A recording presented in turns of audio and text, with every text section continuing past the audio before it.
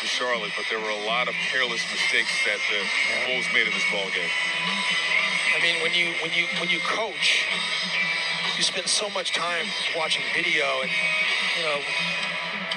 I go back and watch back every game, and so you go back and you go, boy, if we just wouldn't have done those 4 things during the game, we would have won the game.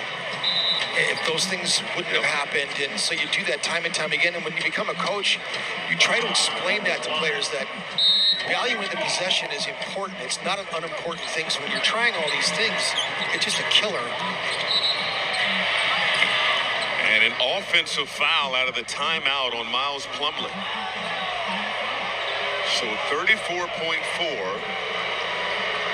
The Wolves have to work quickly, down by 5.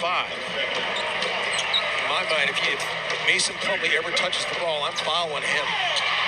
Edwards bullies his way to the basket.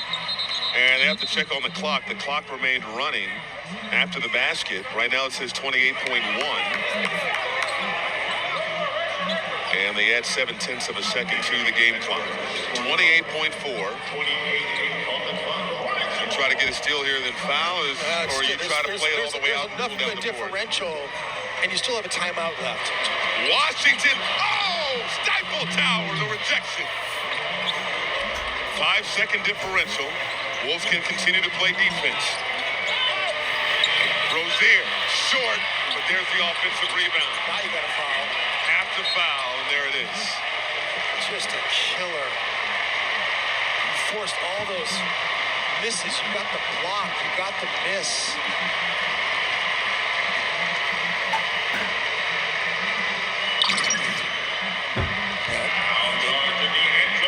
Just a tremendous block by Rudy Gobert to protect the rim against P.J. Washington. So the shot clock is not reset. It's still live.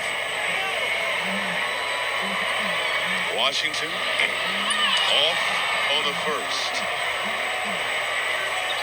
Washington, an 80% free throw shooter. These are pressure free throws. The Wolves with 1 timeout. They need a miss, a rebound, and a quick timeout.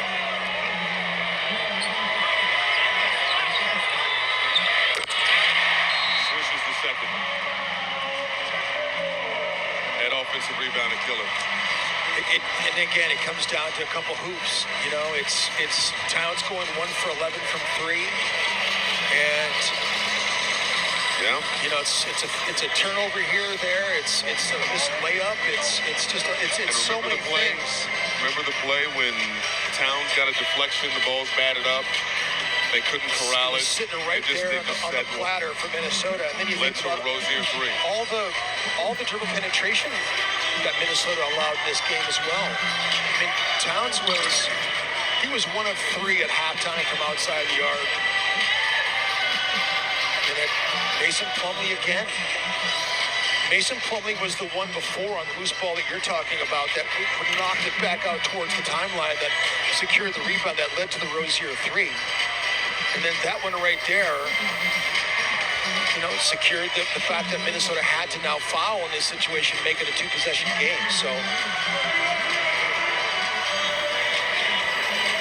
Gold State found out here in this building too. They lost to this Hornets team that played very well against them. They made a lot of plays down the stretch and ended up winning in overtime. We're going to see them in a matinee on Sunday. Well, whatever you do here, you got to do it very quickly. No more timeouts left. 4.7. Anderson's going to work it in.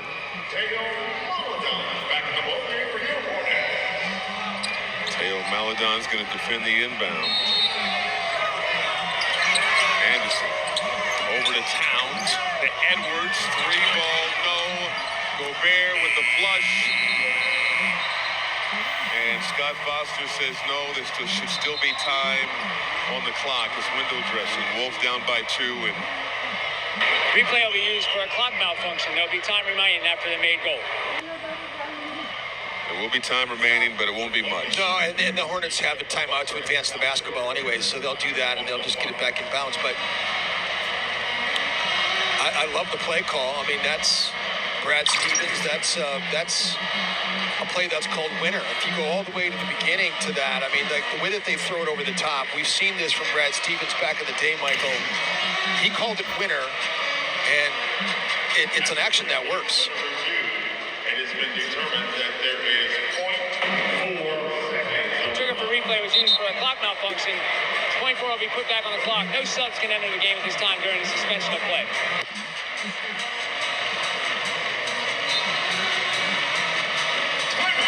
Four-tenths of a second.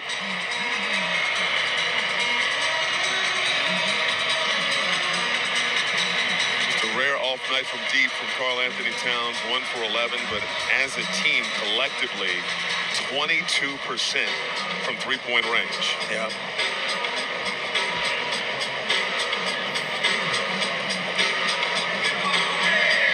Missing like some really big guys who ignite your bench unit too. I mean, Jordan McLaughlin not being able to play, and Torian Prince injuring his right shoulder. He's going to be out for a little while, but Minnesota, their starters could have got this thing done. Tate McDaniels had a little bit of an off night, 1 of 7. Towns 1 of 11 from 3. That's kind of the story right there, other than all the dribble penetration and turnovers. But you really fought valiantly, though, right, Michael? I mean, all the turnovers that Minnesota forced in the fourth quarter to get this back to a game again. Trailed by as many as 14. Battled all the way back. Got to as close as 1. Then we saw the sequence. Rozier got that 3. When the Wolves were unable to corral the ball, that Towns was knocking away. And the Hornets wrote that momentum from there. It's Hornets basketball. Inbound away from earning their 6th victory of the season.